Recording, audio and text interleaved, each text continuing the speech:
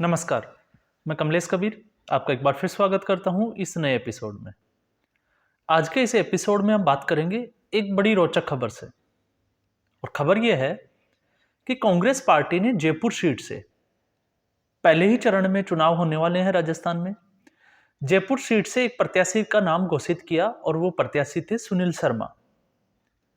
और फिर 3 दिन के बाद में ऐसा कुछ होता है कि सुनील शर्मा का जो है वो नाम वापस ले लिया जाता है और उनकी जगह और किसी को टिकट दे दिया जाता है। और अभी जिसको टिकट दिया है वो है प्रताप सिंह खाचरियावास। प्रताप सिंह खाचरियावास जो अपने आप में राजस्थान कांग्रेस के लिए एक बड़ा नाम है। लेकिन सुनील शर्मा को जब टिकट दिया गया तो उसमें कांग्रेस पार्टी ने एक जिसको कहें कि डिटेल वाला एक आंकड़ा जारी किया था और उसमें 40% लोगों की जो पसंद थी, पहली पसंद जिसको हम कह सकते हैं, वो सुनील शर्मा ही थे। लेकिन सुनील शर्मा को होली आते आते जो है उनकी जगह कैंडिडेट का नाम जो है वो चेंज कर दिया गया। 5 उम्मीदवारों की घोषणा की जिसमें से ये एक जयपुर सीट के भी थे। अब ऐसा क्यों हुआ, इसके पीछे की जो कहानी है वो बड़ी दिलचस्प है। और दिलचस्प इसलिए है क्योंकि इसका सीधा संबंध आप लोग यूट्यूब चैनल के ऊपर देखते होंगे, द जयपुर डायलॉग्स। संजय दीक्षित जो 2016 के आईएएस कैडर से जो है वो रिटायर्ड है, उनका यूट्यूब चैनल आप अच्छे से देखते होंगे। मैं भी आपको थोड़ा सा बता दूं, पहली बार उनको एक डिबेट में देखा था मैंने अशोक श्रीवास्तव के साथ।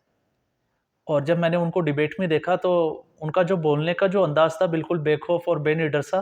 तो फिर मैंने उनके बारे में सर्च किया और उसके बाद में मुझे पता चला कि द जयपुर डायलॉग्स उनका जो है वो एक यूट्यूब चैनल है।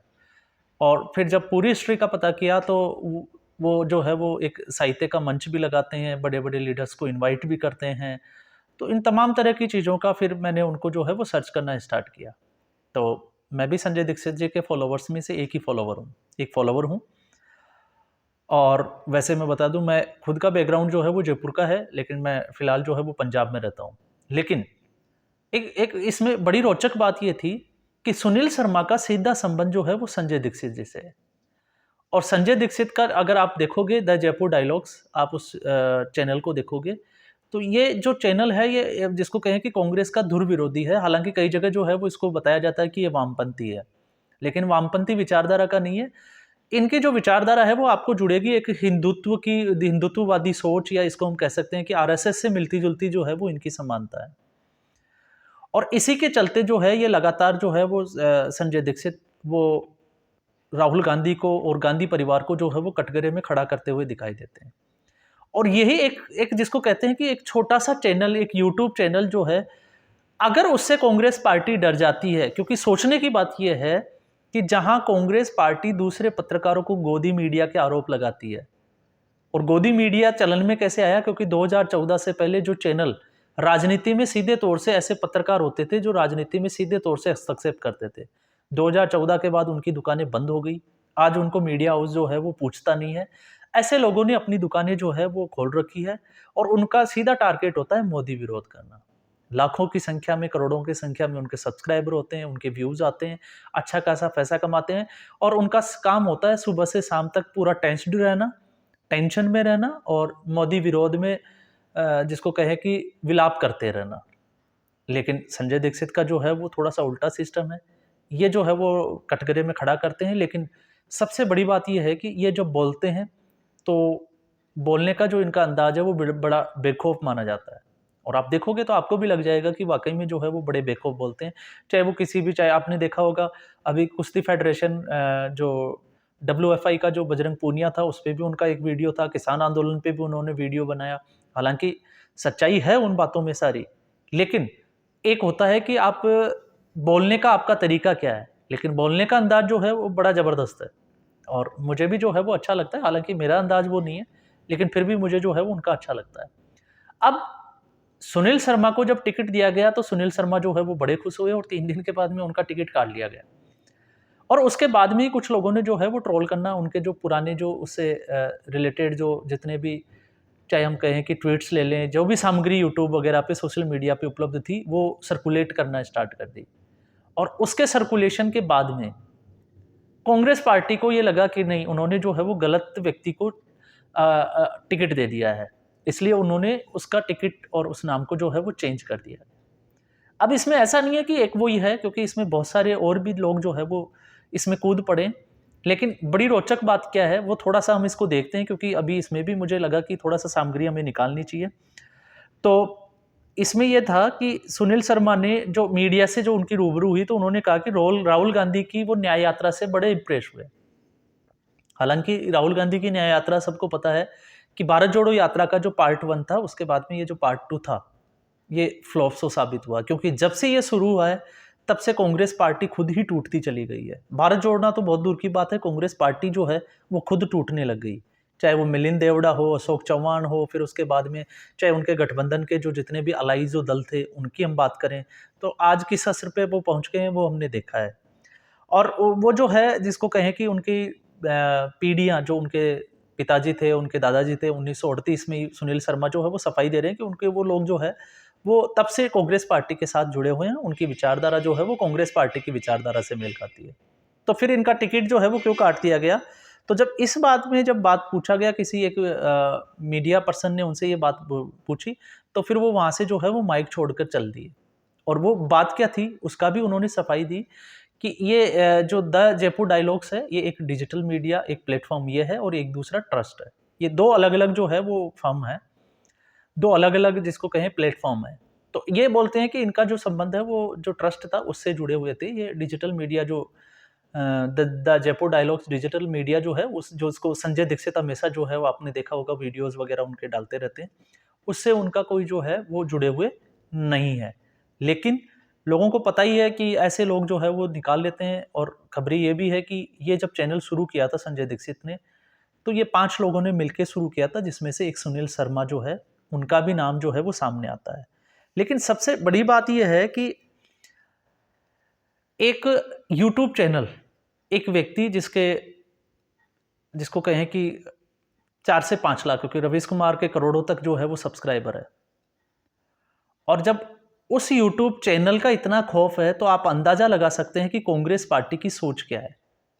कांग्रेस पार्टी पे द जयपुर डायलॉग्स के हिसाब से अगर हम देखते हैं, तो जयपुर डायलॉग्स जो है वो हमेशा जिसको कहें कि सारे धर्म समान नहीं होते। ये आपने देखा होगा संजय दीक्षित की एक बड़ी अच्छी बात, वो जो है वो बुक्स वगैरह भी लिखते हैं, लेकिन साथ में उन्होंने जो है वो धर्म निरपेक्षता के ऊपर भी जो है वो सवाल खड़े करते हैं।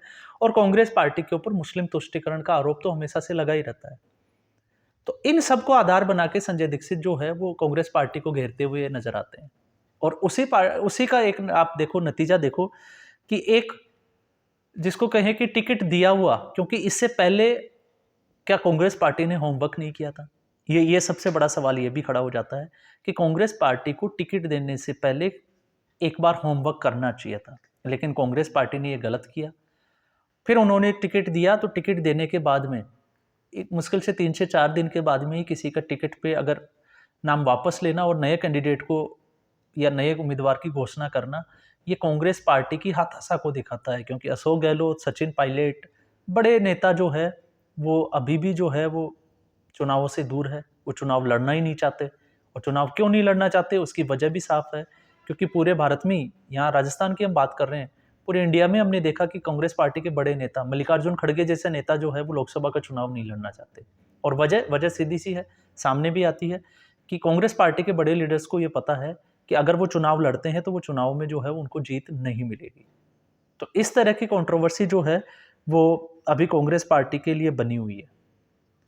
अब इसमें कुछ चीज़ें जो है मैं आपको बताता हूँ, इसमें कुछ और चीज़ें मैंने इंटरेस्टिंग निकाली कि इस विवाद में ऐसा नहीं है कि कांग्रेस पार्टी, इस विवाद में कौन कौन से बड़े लोग भी जो है वो कूद पड़े। और इसमें है दिल्ली के प्रसिद्ध साहित्यकार और राजनीतिक विश्लेषक है पुरुषोत्तम अग्रवाल। उन्होंने भी इस टिकट पर जो है वो हैरानी जताई थी। और उन्होंने एक आपको पता होगा एक वीडियो पे उन्होंने जो है वो कमेंट भी किया था कि इन सज्जन का संबंध अगर सचमुच जयपुर डायलॉग से है तो बस यही कहा जा सकता है कि धन्य परम धन्य कांग्रेस। मतलब कांग्रेस पार्टी के लिए उन्होंने एक कमेंट और एक सुझाव, जिसको हम कहें कि तीखा व्यंग्य था, कि अगर सुनील शर्मा का संबंध जयपुर डायलॉग से या संजय दीक्षित से है और फिर कांग्रेस पार्टी अगर उसको टिकट देती है तो फिर धन्य हो कांग्रेस पार्टी। अब इसके अलावा भी अगर हम बात करें तो ऐसे बहुत सारे जो लोग होंगे कांग्रेस पार्टी के, वो आपको मिल जाएंगे कमेंट में आपको इसमें देखोगे कि टिकट मिलने के बाद में जो है वो सुनील शर्मा के आप सोशल मीडिया प्लेटफॉर्म पे जाओ, आपको वहाँ पे बहुत सारी सामग्री जो है वो मिल जाएगी। तो ये स्थिति अब कांग्रेस पार्टी की बन गई है कि एक सोशल मीडिया प्लेटफॉर्म से उनको लगता है कि हार और जीत तय हो जाती है, उन्होंने गलत कैंडिडेट को टिकट दे दिया, तो फिर कांग्रेस पार्टी का क्या हाल है? ऑलरेडी हिंदू विरोधी उनकी धारणा जो है वो पहले ही बनी हुई है, धर्मनिरपेक्षता पे उनके जो है वो मुस्लिम तुष्टिकरण के आरोप पहले से लगे हुए हैं। और ऐसी स्थिति में कांग्रेस पार्टी अगर ऐसा कुछ करती है तो फिर वो जो है वो अपने मतदाताओं को क्या मैसेज देती है? इससे तो मैसेज यही जाता है कि कांग्रेस पार्टी की आज भी जो सोच है वो वामपंथ विचारधारा की है, क्योंकि संजय दीक्षित तो कम से कम वामपंथ विचारधारा से नहीं आते। वो देश तोड़ने वाले पत्रकारों में तो शामिल नहीं है। और सबसे बड़ी बात यह है कि लोक सेवा विभाग एक आईएएस की पोस्ट से वो रिटायरमेंट है, और ऐसी स्थिति में उनसे जो है वो देश विरोधी बातें करना वो उम्मीद भी नहीं की जा सकती और वो करते भी नहीं है। लेकिन फिर भी अगर कांग्रेस पार्टी और ऐसे लोग, पुरुषोत्तम अग्रवाल जैसे लोग अगर ये मानते हैं कि संजय दीक्षित जैसे प्लेटफॉर्म जो है, अगर उससे कोई जुड़ा हुआ व्यक्ति कांग्रेस में आए तो उसको लेना नहीं है, तो फिर कांग्रेस पार्टी में बचेगा कौन? ये भी एक सोचने का विषय है, क्योंकि सुप्रिया सिन्हा जैसे, रणदीप सुरजेवाला जैसे, वो पहले ही कांग्रेस पार्टी की मट्टी प्लेट कर चुके हैं। तो आज के एपिसोड में बस इतना ही। उम्मीद करूंगा आपको ये एपिसोड पसंद आया होगा। लाइक करें, वीडियो को जो है वो शेयर करें और चैनल को जरूर सब्सक्राइब करें। धन्यवाद।